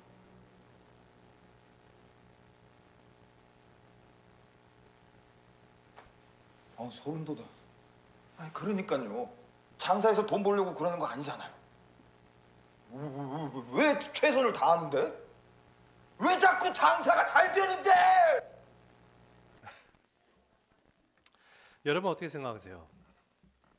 꼭 우리 모습 보는 것 같지 않습니까? 분명히 하나님께서 어떤 분명한 목적과 계획을 세우시고 다른 사람들 아니라 나를 먼저 찾아오셨어요. 나를 만나 주셨어요. 정말로 세상이 이해할 수 없는 그 복음이 나의 삶까지 들어왔어요. 내가 주님을 만났거든요. 그러면 하나님께서 분명히 하나님 나라와 그 의를 위해서 살아가는 존재로 나를 부르셨는데 여러분 어떠세요? 혹시 우리 지금 주에게 전도된 삶을 살고 있지는 않습니까? 분명히 우리에게 너무도 고귀한 사명을 주셨거든요. 모든 족속으로 제자를 삼으라고 말씀하셨어요. 마태복음 28장에서 사도행전 1장 8절에서 땅과 같이 내 증인이 되라고 말씀하셨어요. 그것이 하나님의 꿈입니다. 하나님의 목적이에요. 우리를 크리스찬을 부르신 목적이 처음부터 이 세상에서 그냥 우리 식구들만 잘 먹고 잘 사는 인생으로 살다가 끝나는 것이 아니라 하나님 나라의 대표 선수가 되어서 주님의 나라를 이 땅 가운데 실현되는 역사 가운데 쓰임받는 그 도구로서 살아가는 삶으로 우리를 부르셨는데 이 위대하고 고귀한 그 부르심 가운데 여러분 혹시 우리 살아 숨쉬어야 되는 그 삶의 이유 잊은 채 그냥 살아가고 있는 거 아닙니까? 나도 모르게 언젠가 본연의 목적은 상실해버린 채 열심히 뛰어요. 열심히 살아가요. 열심히 노력을 해요. 열심히 장사합니다. 열심히 234만 원 벌었어요 하루에. 목적의식은 깨끗이 잊어버리고 그저 바쁘고 분주하게 살아가는 것. 여러분 아까 이 영화 장면 잠깐 보여드렸는데 저에게 너무도 인상적으로 다가오고 저를 찔리게 하는 대사가 대목이 여기였어요. 여러분 이들이 치킨집 왜 시작했었죠? 이무기 잡기 위해서 했잖아요. 근데 이무기가 나타났는데 아무도 전화를 안 받지. 무전을 쳐도 아무도 대답도 안 하지. 형사 혼자서 어떻게든지 잡으려고 쫓아갔다가 놓치고 허탈함 가운데 돌아왔더니 그 종료들이 뭐라고 말합니까? 에휴, 하여튼 일하는 사람은 따르고 노는 사람은 따로 있다니까. 너무 황당하지 않았겠습니까? 그래서 그도 답하죠. 지금 누가 일하고 누가 일하고 놀고 있는 건데 왜 무전 안 받냐고. 왜 전화 안 받아요. 이무배 나타났는데 범인 앞에서 놓치고. 그때 그 순간 동료 형사들이 뭐라고요? 야, 너 지금 내가 얼마나 180도 이끄는 기름에 막 뒤고 내가 얼마나 많은 파, 양파, 가스 뭐 이러고 있고. 여러분 이게 혹시 우리의 모습 아닙니까? 그때 그 형사가 뭐래요 마지막에? 와 소름 돋아. 왜 장사가 잘 되는데 왜 다 열심인데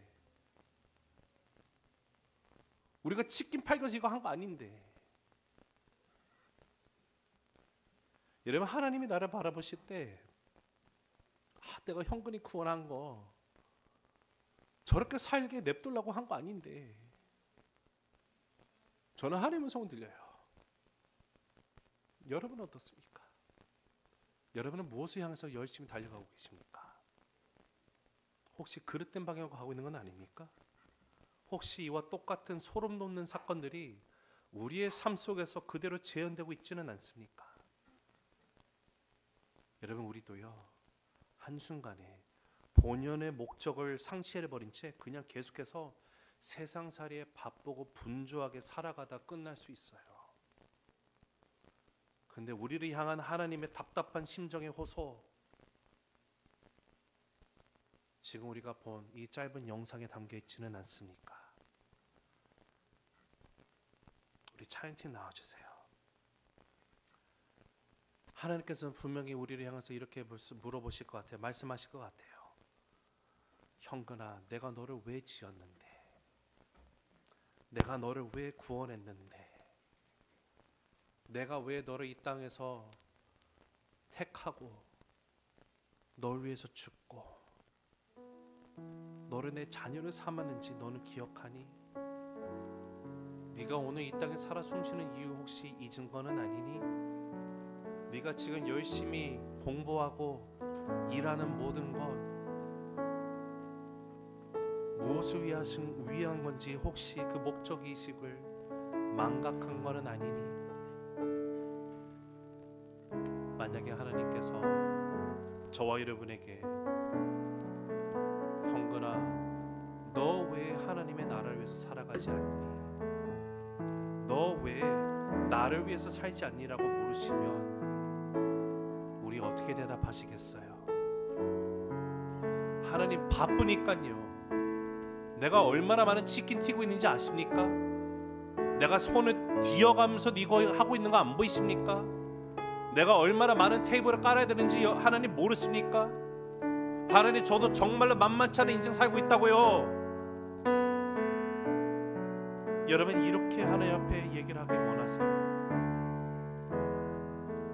우리 사랑하는 펜사콜라 한미 제2침례교회 성도 여러분, 여러분이 왜 공부하는지, 여러분이 왜 일을 하시는지, 여러분이 하필 왜 이 펜사콜라라는 곳에 하나님이 나로 하여금 생활의 터전으로 잡게 하시고 그리스도의 몸을 이루게 하시며 이 땅 가운데 존재하게 하셨는지, 여러분 그 목적 우리 잃지 않게 되기를 간절히 기도합니다. 네, 물론 충분히 이해할 수 있어요. 삶이 얼마나 힘든지 충분히 이해합니다. 저도 새세민교회 담임 목회로 있다 보니까 우리 성들이 정말 치열하게 살아가세요. 때로는 목사보다 우리 성도님들 훨씬 낫다는 생각이 들 정도로 세상에서 열심히 살아가시고 또 교회 와서 열심히 봉사하시고 어떤 분은 수년 동안에 휴가 한 번도 못 쓰면서 그럼에도 불구하고 교회에 오세요. 예배드리러 오세요. 봉사하세요. 섬기세요. 세상에서 열심히 일하세요. 근데 우리가 하는 모든 열심이, 모든 섬김이, 모든 수고가 하나님의 나라를 온전히 추구하지 못하는 것이 된다면 여러분, 우리는 한순간 주객이 전도된 인생을 살아갈 수밖에 없습니다. 목적의식을 잃은 삶이 될 수밖에 없어요. 오늘 말씀을 정리하면서 마지막으로 여러분에게 다시 한번 동일한 질문을 드립니다. 여러분, 왜 사세요? 여러분, 오늘 왜 숨쉬고 계세요? 여러분, 무엇을 향해서 열심히 달려가고 계세요? 그저 나 혼자 잘 먹고 잘 살기 위해서 숨쉬십니까? 그저 내 가정만 잘 편안하게 살기 위해서 열심으로 달려가고 계십니까? 하나님은요, 처음부터 우리 모두를 하나님의 나라를 위해서 부르셨습니다. 그리고 예수님께서는 오늘 우리 모두를, 저와 여러분을 그리스도를 따르는 그 제자의 길로 다시 초청하고 계심을 믿습니다. 온전히 그리스도의 제자가 되어서 이 땅 가운데 그 복음의 메시지, 예수님을 내가 만나는 사람들에게 내가 살고 있는 이곳에서부터 시작해서 땅 끝까지 이르러서 그리스도를 증거하고 나가는 증인으로서의 삶, 여러분 그것을 위해서 여러분이 일하시고 열심히 공부하시고 여러분의 삶의 모든 수고와 열심이 그 분명한 목적 가운데 발견되기를 간절히 주 이름으로 초청합니다.